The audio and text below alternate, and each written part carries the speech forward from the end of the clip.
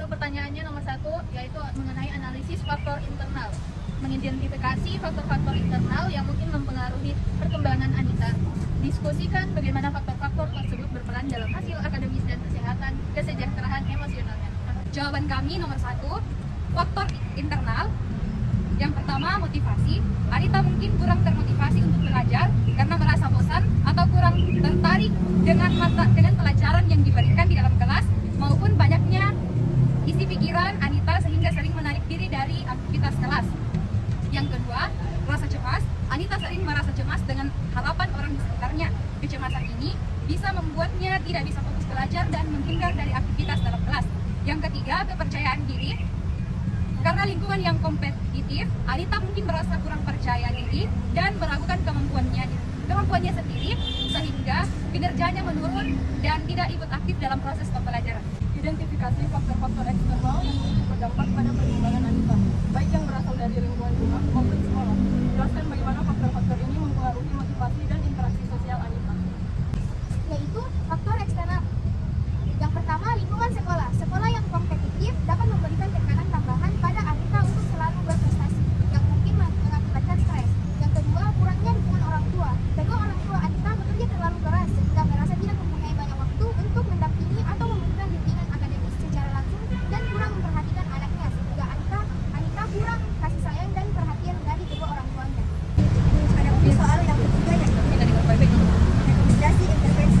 Berdasarkan analisis yang telah dilakukan, buatlah rekomendasi intervensi yang bisa dilakukan oleh guru, orang tua, dan lingkungan sekolah untuk mendukung perkembangan positif Anita. Jelaskan bagaimana intervensi tersebut dapat membantu mengatasi masalah yang dihadapi Anita. Jawaban nomor 3, beberapa rekomendasi interpretasi yang dapat dilakukan untuk membantu Anita dalam mengatasi tantangan yang dihadapinya. Yang pertama, pembelajaran dari rumah. Meskipun orang tua Anita sibuk, mereka mungkin bisa melibatkan orang lain seperti guru les atau anggota keluarga untuk mendampingi Anita dalam belajar di rumah. Program pendampingan belajar atau les privat juga bisa menjadi solusi untuk memberi Anita dukungan akademik yang lebih fokus. Yang kedua, pendekatan kolaboratif di sekolah. Guru bisa mengurangi tekanan kompetitif dengan menciptakan suasana belajar yang lebih kolaboratif. Misalnya, menggunakan pembelajaran berbasis kelompok yang memungkinkan siswa untuk bekerja sama daripada bersaing. Ini akan mengurangi stres Anita dalam memenuhi ekspektasi. Yang ketiga, penguatan kesejahteraan mental. Sekolah bisa menyediakan layanan konseling atau program dukungan psikologis untuk membantu Anita mengelola kecemasan dan stres yang muncul akibat ekspektasi tinggi. Guru juga bisa mendiskusikan masalah ini dengan konselor untuk memberikan pendekatan yang lebih komprehensif. Dan selanjutnya itu mengenai komunikasi lebih baik dengan orang tua. Sekolah bisa memfasilitasi pertemuan rutin antara guru dan orang tua Anita untuk membahas perkembangan akademiknya, serta membaca cara mendukung Anita di rumah, meskipun dengan waktu yang terbatas. Dan selanjutnya itu yaitu manajemen waktu. Guru dapat membantu Anita untuk belajar manajemen waktu yang baik. Memberikan jadwal belajar yang teratur dan realistis bisa membantu Anita mengatur tugas-tugasnya dengan lebih baik tanpa merasa kewalahan. Yang keempat, refleksi personal. Sebagai calon pendidik, bagaimana Anda akan menangani situasi serupa di masa depan? Diskusikan pendekatan apa yang akan diambil untuk memastikan setiap bagian didik mendapatkan dukungan diperlukan untuk berperan secara optimal. Oke, jadi yang pertama, pendekatan individual.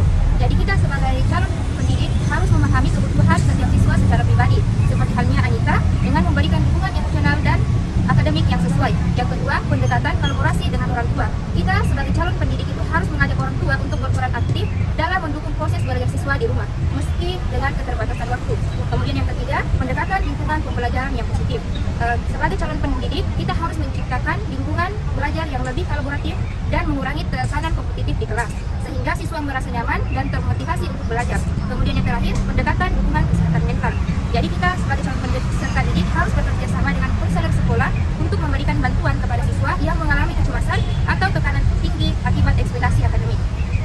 Oke, mungkin itu sekian dari presentasi kami. Banyak salahnya, kami mohon maaf yang sebesar-besarnya. Assalamualaikum warahmatullahi wabarakatuh. Assalamualaikum warahmatullahi wabarakatuh. Baru mau aku bilang,